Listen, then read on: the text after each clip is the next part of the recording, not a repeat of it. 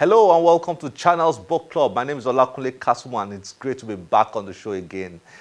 This week we are going into a book that is dark. Oh yes, dark. The title is Dark Hearts. And it's reality. We live in some people will say we live in a dark world. I mean, they always say that in the context of so much crimes in the world that we live in. It's our reality and we've got to deal with it. Now, this book is fascinating because the gentleman who is a senior advocate of Nigeria who has written this book, we'll get to introduce him very soon, has taken real-life legal stories and turned them into fictional forms that are readable for you and I. Absolutely enjoyed reading Dark Hearts, even though a lot, if not all of the stories there are gripping and scary and almost worrying, but essential book to read if you live in this world. Now, let's get to meet with Chief Layi Babatunde, Senior Advocate of Nigeria, and then dive into his fascinating book titled Dark Hearts.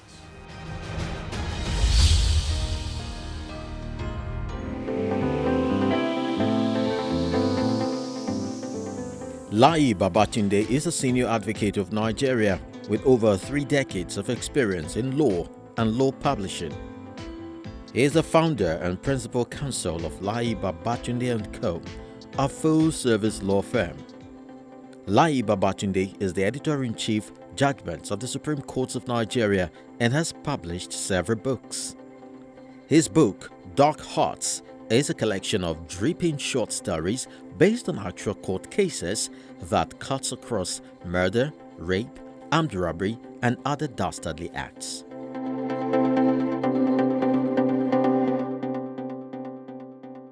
Chief Layi Babatunde, nice to have you on Channels Book Club. Thank you. I like to call you Chief. you know, in the West, we are so proud of, they are so proud of the Sir title, Sir. You know, ours is Chief now. Chief is like this. I stick with a senior advocate. hopefully I will have the courage to add the chief. We'll be proud of our chiefs, Chief. Chief, it's been 40 years in the legal profession. 38 years actually. It's almost 40. Almost 40 years. Wow, that's incredible. Almost 40 years. I like to ask people, when I meet engineers, I like to get into their world and ask, what is it like being an engineer? What's it like being a pilot? What's it like being a doctor? What is it like being a lawyer? It's a calling. It's a calling. It's a calling.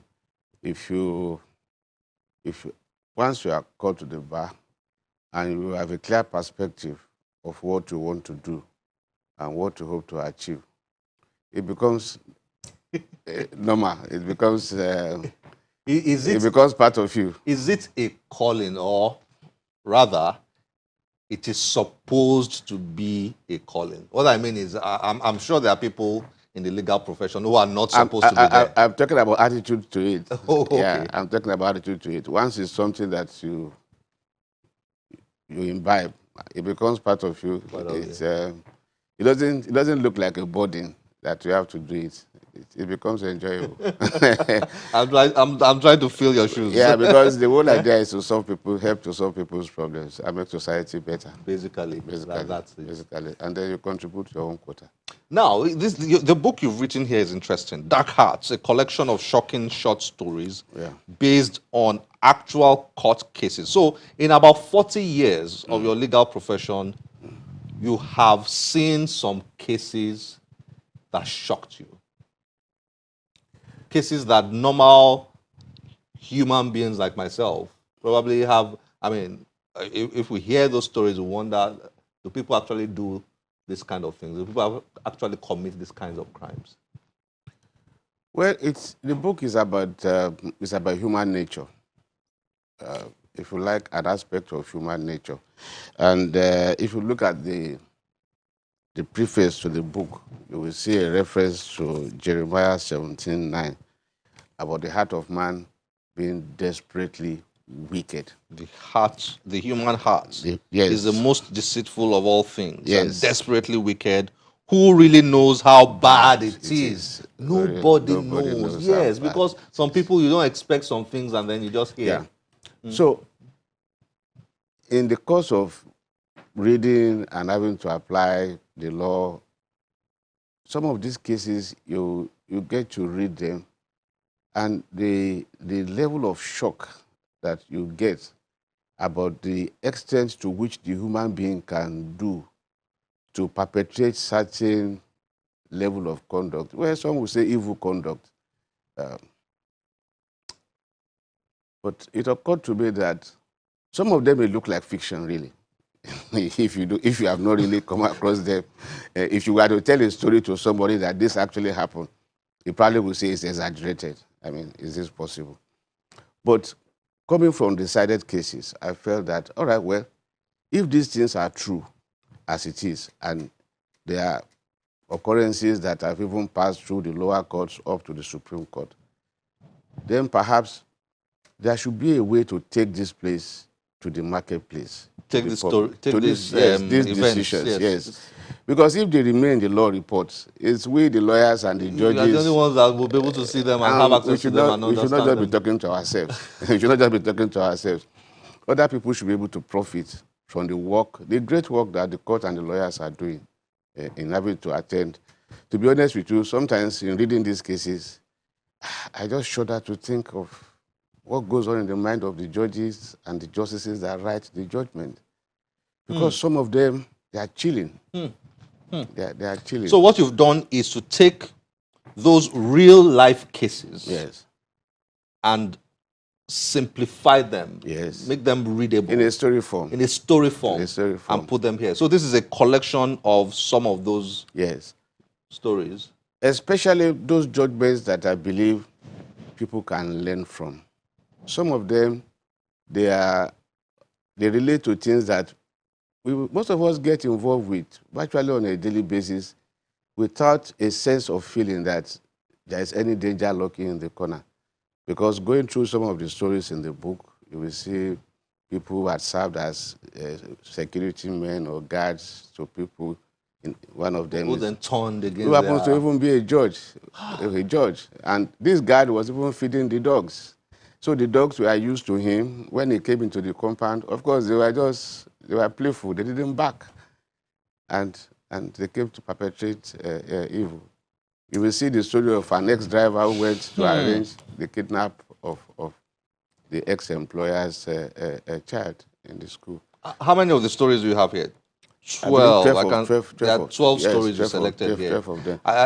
I'm sure you're thinking of a second volume sometime. Oh, sure. But because there are so many of them. Oh, sure. But the idea is that, at least for laymen, as we say, or people who are not lawyers, it's good to retain their interest, for them to be able to relate with this.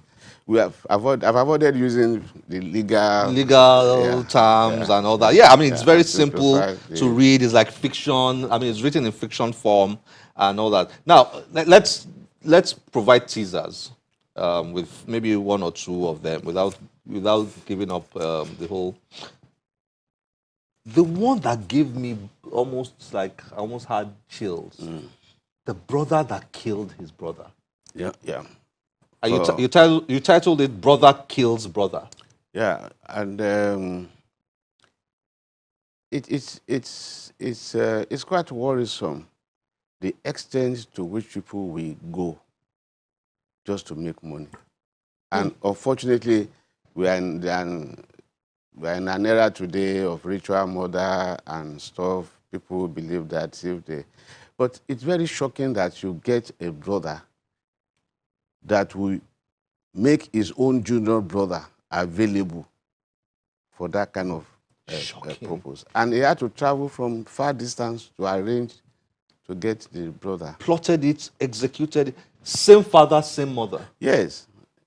And that shows that when people become desperate and they want to get rich quick at all costs, nothing is beyond them. Nothing is beyond them. The brother, this particular brother who was killed was a hunchback. Yeah, and the brother who killed him was trying to help a group who believed that to make money through ritual means, they needed somebody who has a hunchback. And so he sacrificed his And he brother. made his own brother available. Ah, man. He made his own brother There's available. another one that gave me like, I mean, the one you mentioned now, this employee who kidnapped The driver. his boss's child. Yeah. And Yeah. And I think one great lesson in that story is for proprietors of school, you know. This driver was able to take the advantage of his relating with the workers, the security men, and all of that in the school. To take that boy. So after he had left his employment, he was still free with the staff. And they didn't know that he had been. They didn't know. Left. They didn't know. And he was able to go to the school. He had free access, even up to the classroom. Took the boy. And he went close to the break time because he's already familiar with all the system in the school. And the painful thing is, he murdered that boy. Unfortunately. He didn't just take ransom. Unfortunately. Oh. Unfortunately. And that he was able to take the child out of the school without questions. I mean, we can go on and on, but I think we should allow viewers to go and get this book. I believe so. I believe so. Recently, when I read in the papers of an incident in a medical facility in the South about how criminals went there and did some havoc, one of the stories in the book came to my mind. You can't imagine that people will go to the hospital to do something so unwholesome to nurses that are on duty. It's unbelievable. People that are offering services, care for other sick people. Yeah. And then you go into that facility to do such terrible things to nurses I think you have one of the stories here about a nurse that was raped. Yes. In a hospital. Yes. Very shocking. Because one would have thought that you have some concern and compassion for people who are doing such duties that take so much toll on their lives and their families. And yet people can manage to do such a thing to such people. One of the stories you used here, one of the cases you turned into a story here, you didn't use the actual names. Yes. But I could deduce is the story of the great legendary musician, Ayla. I think that was Omowura, the legendary Yoruba musician, who was murdered by his own band manager, former band manager, right? Yeah. Touching story. Yeah. Perhaps I should plead guilty in picking that story for for the fact that Ayla, may his soul rest in peace. I've always appreciated his level of intelligence. And if you had the opportunity of going to school, I believe that you would have been perhaps a professor of literature. You know, the way he had a way with words. Yeah, it was a genius. To weave them together to achieve a desired end. Yeah. And it's unfortunate that his life ended the way it ended. Tragic. But I think the lesson for us is that sometimes a little patience helps. Even in the face of very serious provocation. These are part of the lessons I believe people can drew out of the learn, tragic story. I mean, if you didn't know the story before, and you were reading and somebody was reading your book, you would think it's just something that happened, you know. But immediately I was reading, so these are Supreme Court cases. They are all Supreme Court cases, and you know, interestingly, which is part of what puzzles the mind. You will see this criminal conduct, even in religious organizations. You will see stories having to do with religious organizations and the kind of crime that people perpetrate. And you wonder really what the nature of man is. Deep. Yeah, because Deep. You can do this in the school where you have children. You can do this in the hospital. You can do this in the religious facilities and organizations. You can do this to family.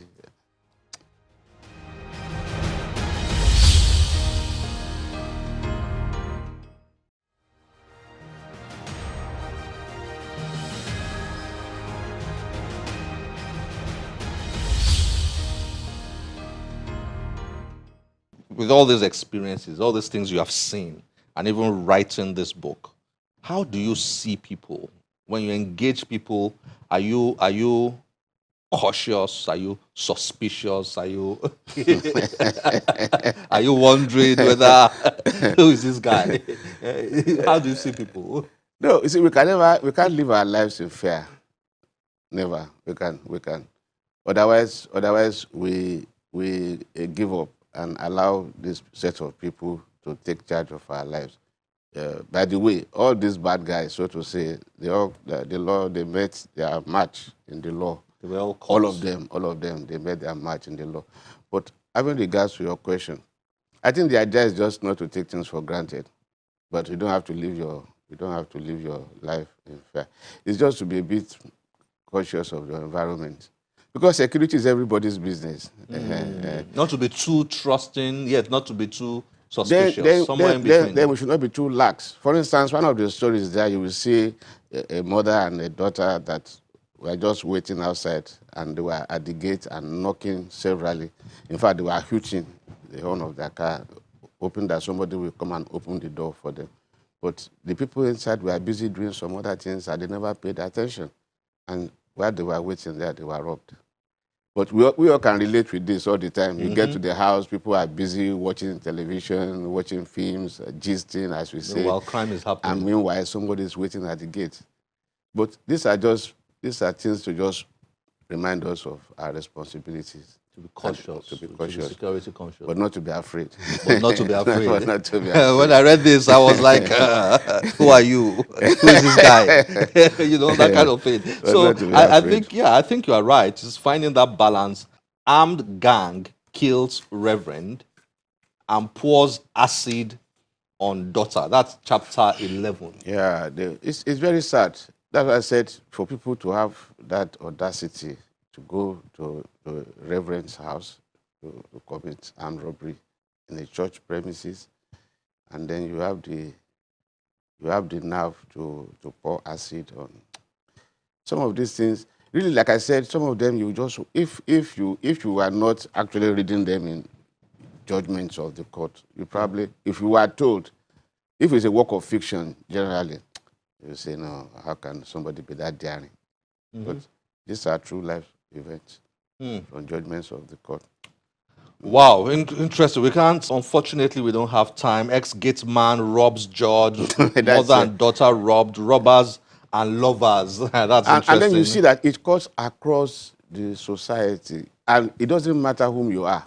That is one thing. It doesn't matter. Whether you are a judge, you are a justice, you are a priest. Anybody can be a victim. Anybody can be a victim. Because those who commit these crimes, they don't really, they don't have no respect for. Sometimes we have the tendency to think that it can be us. Because we think, because of our status, who would dare do so. But from this book, you will see that it doesn't matter who you are. Who you are. It doesn't matter who you are. Chief Layi Babatunde, Senior Advocate of Nigeria, thank you very much. Thanks for joining us on Channels Book Club. And thanks for having me. Great. It's always a pleasure. Great having you. It's always here. a pleasure. Thank you. Thank you.